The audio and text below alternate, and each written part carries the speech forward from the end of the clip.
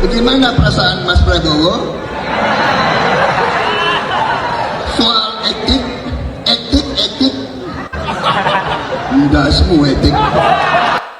Pak Prabowo Subianto, Capres Republik Indonesia yang terhormat. Hidup ini ada aturan dan peraturan. Permasalahan etik atau etika yang dikenal sebagai adab itu sangat penting dalam kehidupan sehari-hari. Dari semenjak lahir sampai tua, kita mati tidak terlepas dari yang namanya etik atau etika. Saya yang masih muda sebagai seorang pelajar dituntut untuk yang namanya etik atau etika ini dari semenjak mau tidur sampai bangun tidur. Bagaimana pergaulan saya terhadap teman, guru-guru, dan orang tua, baik pergaulan di sekolah, di masyarakat, maupun di rumah, wajib mempunyai etik atau etika.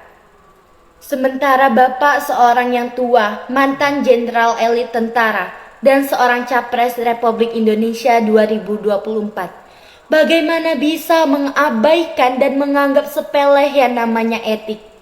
Kalau Bapak menjadi Presiden Republik Indonesia, mau dibawa kemana negara dan rakyat ini? Sementara Bapak tidak mempunyai etik. Apa enggak hancur negara ini? Cukuplah Presiden Republik Indonesia Joko Widodo yang merusak tatanan hukum dan negara ini. Jangan ditambah lagi penderitaan rakyat. Jadilah Bapak Prabowo di hari tuanya ini sebagai padi. Semakin tua semakin berisi dan menunduk, bukan menjadi keladi. Terima kasih.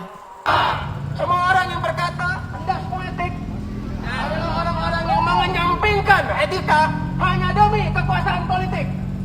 Orang-orang yang berani mengatakan endas poetik adalah orang-orang yang tidak pernah belajar apa itu etika, moral, sopan santun, dan tata krama. Orang-orang yang berani mengatakan endas poetik adalah orang-orang yang sudah pasti tidak akan secara etis menjalankan kekuasaan jika terpilih menjadi penguasa. Sepakat? Kawan-kawan, hari ini kita tidak cukup hidup dari sekedar makanan. Kita tidak cukup hidup dari sekedar susu. Kita tidak cukup hidup dari sekedar hal-hal yang dibagikan secara cuma-cuma. Kita harus hidup dalam segala intelektualitas gagasan. Kita harus hidup dalam segala baik buruknya etika. Dan semua itu dijaga, diatur oleh negara, dipraktekkan, diteladani dari seorang pemimpin. Kita tidak mungkin dapat menjalankan kekuasaan negara yang etis. Kita tidak mungkin dapat menjalankan kekuasaan negara yang sesuai pada nilai-nilai yang berlaku. Tidak mungkin ada penegakan konstitusi kalau pemimpin yang dipilih tidak berdasarkan etika. Sepakat? Hari ini kita menolak pelemahan konstitusi. Hari ini kita menolak pelemahan konsep negara hukum. Hari ini kita menolak pelemahan demokrasi. Dan semuanya hari ini dimulai di balai kota ini, teman-teman. Jika ada yang bertanya, mengapa banyak sekali hal buruk yang terjadi di Jakarta terkait pelemahan konstitusi, terkait pelemahan demokrasi, terkait pelemahan dasar-dasar etik dalam menjalankan kenegaraan. Semua karena orang yang memimpin di balai kota Surakarta ini. Hari ini itu harus dilawan.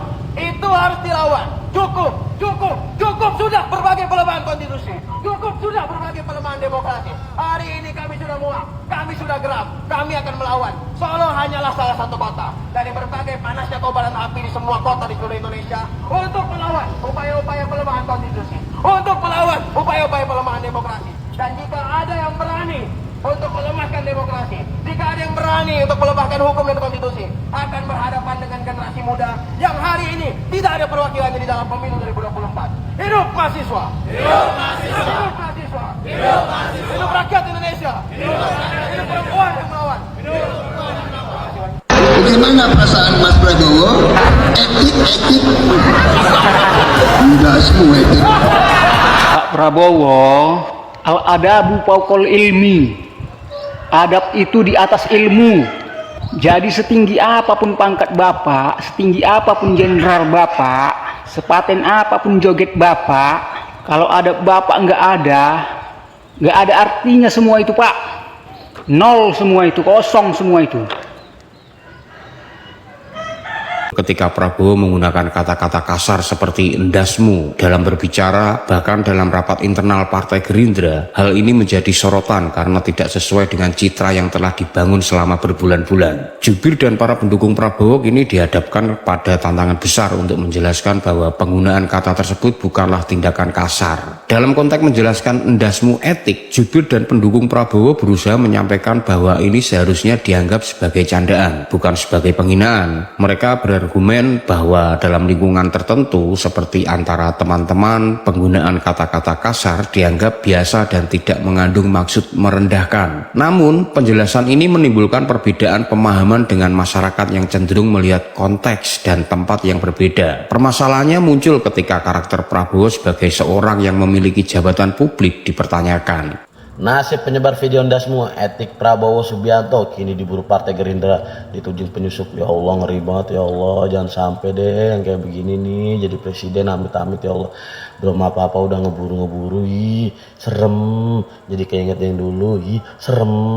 Ya Allah, ntar pasti ada pertanyaan pembela setiap 5 tahun. Selalu kenapa ada pertanyaan tentang ini, tentang penghilangnya penculikan. Lah Bapak nyalonin.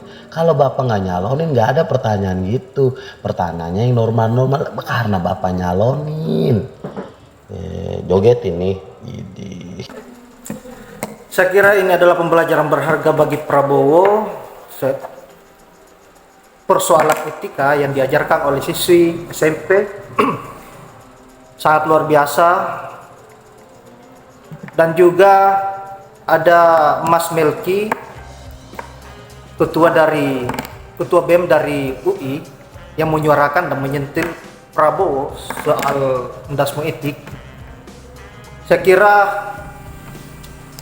apa yang menjadi statement Prabowo yang betul-betul menjadi momok menakutkan bagi dirinya sendiri, yang dimana dianggapnya hal tersebut adalah sebuah candaan, tetapi direspon oleh para netizen maupun tokoh-tokoh yang menyimak dan menganalisis apa yang menjadi perkataan Prabowo ini adalah sebuah akhlak yang tidak beradab dan juga tidak beretika sebagai calon pemimpin. Saya kira itu tidak gampang untuk kita atur, apalagi Prabowo ini mempunyai akhlak dan etika yang sangat buruk. Tentu ini adalah malapetaka bagi bangsa dan negara ini. Dan respect terhadap siswi SMP ini yang masih muda tapi mempunyai pola pikir yang baik dan mampu menunjukkan kepada Prabowo bagaimana cara berpikir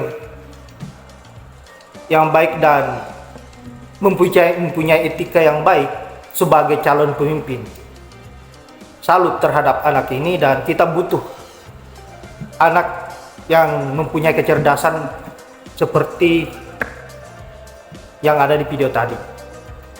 Tidak hanya itu, akhir-akhir ini pemberitaan persoalan penyebaran video di mana dalam isi video tersebut perkataan Prabowo tentang endasmu etik. Sekarang pemberitaannya orang yang melakukan penyebaran video ataupun video pada saat Prabowo berpidato dan melakukan sebuah blunder saat ini dicari dan dianggap sebagai penyusup. Nah, ini adalah salah satu ancaman lagi dan cukup mengerikan. Saya kira entah bagaimana nasibnya yang memvideokan Pak Prabowo ketika ditangkap oleh begundal-begundalnya Prabowo atau orang-orangnya Gerindra.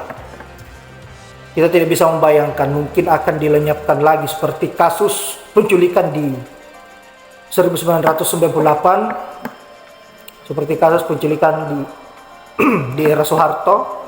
Mungkin saja itu terjadi.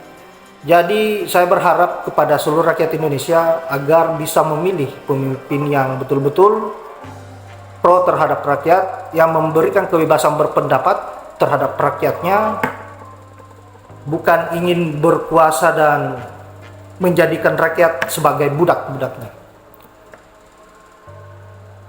Saya kira hanya itu. Terima kasih buat sahabat-sahabat yang sudah menonton. Tetap konsisten pada Pak Ganjar di 2024 untuk Indonesia yang lebih baik, untuk Indonesia yang lebih maju. Saya akhiri dengan ucapan wallahul muwaffiq ila aqwamit thoriq. Assalamualaikum warahmatullahi wabarakatuh.